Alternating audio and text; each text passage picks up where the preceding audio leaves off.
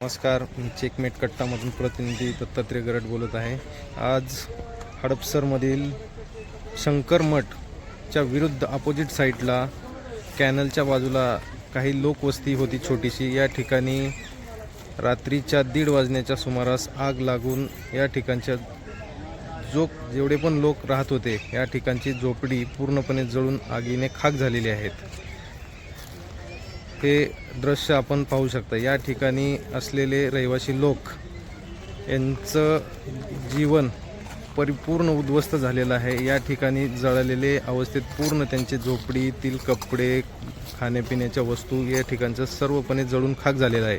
तर या ठिकाणचे नागरिक जे रिक्षा चालक असतील, जे कोणी लहान मुलं असतील, यांचं पूर्णपणे जीवन उद्ध्वस्त झालेलं आहे। आणि या ठिकाणी आपण बघत आहोत की विद्यार्थी, काही मोठे 10वी 11वी 12वीचे विद्यार्थी पण या ठिकाणी शिकत आहेत। त्यांचा पण पुस्तक, वही, जे पण अभ्यासक्रमाचं साहित्य आहे पूर्ण जळून खाक झालेलं आहे, हे आपल्याला या ठिकाणी दिसत आहे। तरी या ठिकाणी सिलेंडरचे पण काही जळून खाक झालेले आहेत, स्फोट झालेला आहे। या ठिकाणी भीषण अशी आग झाल्यामुळे या ठिकाणचं जनजीवन पूर्णपणे विस्कळीत झालेलं आहे। तरी आपण बघू शकताय की या ठिकाणी कसल्याही प्रकारचं काही राहिलेलं नाही आणि विद्यार्थ्यांचे वही, पुस्तक पूर्णपणे जळून खाक झालेली आहे। या ठिकाणच्या नागरिकांचं जीवन पूर्णपणे बेहाल झालेलं आहे। आता इकडं लोकांचं जेवण बनवण्यासाठी गॅस, भांडे, कुंडे, जे पण पूर्ण काय आहे हे पूर्णपणे उद्ध्वस्त झालेले आहे। या ठिकाणी असलेली नवीन कोरी रिक्षा हे पण आगीमध्ये जळून खाक झालेली आहे, हे आपण बघू शकताय। या ठिकाणी अशी गंभीर परिस्थिती निर्माण झालेली आहे। 1 लाखाचं माल भरलेलं जळालंय, समजा काहीच नाही। आमच्या एका साडीवरच आहे, उद्ध्वस्त झालंय आमचं नुसतं परपंच, काहीच नाही। पोरं ही उघड्यावरच आहे, ते खायला पियाला काय नाही, आम्हाला कोणी दिलं नाही। असं सांगून जाते ते देतो देतो, मग ते कोणीच दिलं नाही अजून, काहीच नाही। हातराय नाही, पांघराय नाही, असं उद्ध्वस्त झालंय आमचं।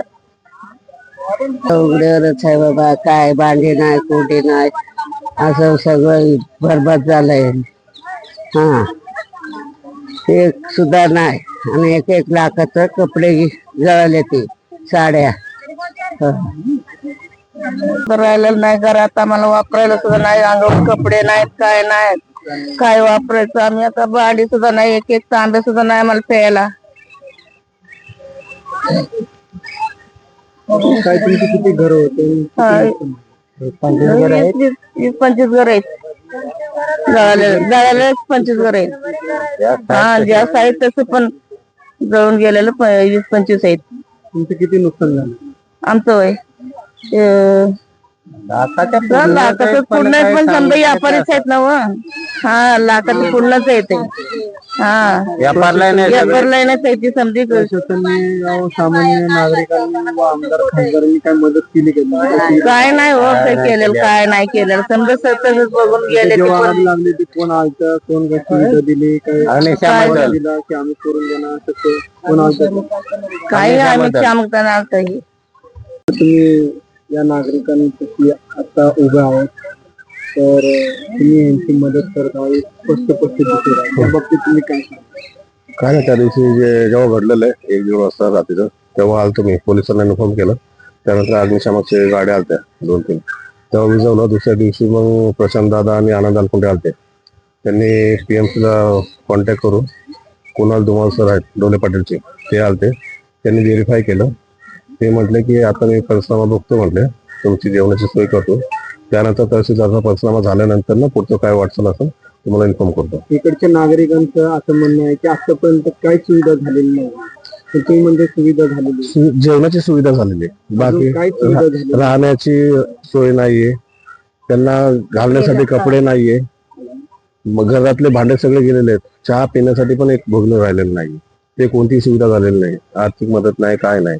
फक्त प्रशासन, आमदार, खासदार या बाबतीत मी काय सांगा? पोलीस प्रशासन त्या दिवशी आलते, दुसऱ्या दिवशी त्यांनी पंचनामा केला, त्यानंतर निघून गेले। आमदार साहेबांना फोन केलता, ते कुठं आपले विधान भवन मध्ये त्यांचं चालू आहे, ते म्हटले पोराला पाठवते, अद्यापर्यंत त्यांच्या पण फोन आला नाही।